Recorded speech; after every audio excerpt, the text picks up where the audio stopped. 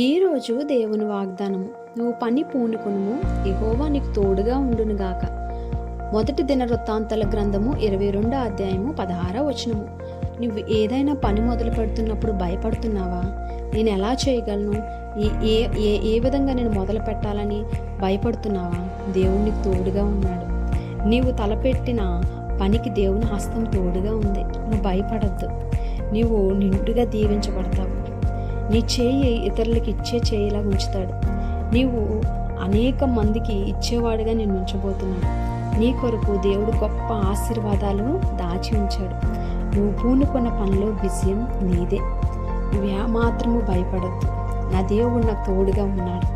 నేను ఈ పనిలో నాకు విజయం నాకు వస్తుంది అని ఒక గొప్ప ధైర్యంతో ముందుకు వెళ్ళు. దేవుడు నీ జీవితంలో గొప్ప కార్యం చేయబోతున్నాడు. నిన్ను అనేక మందికి ఇచ్చేవాడుగా ఉంచబోతున్నాడు. అనేక మంది అవసరాలు తీర్చేవాడుగా దేవుడు నిన్ను ఉంచబోతున్నాడు. నువ్వు అస్సలు భయపడవద్దు. ఎందుకో తెలుసా?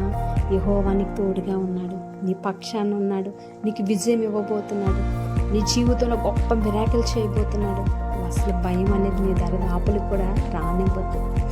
దేవుడు ఈ వాక్యాన్ని మనందరి జీవితంలో కూడా నెరవేర్చునుగాక. ఆమేన్.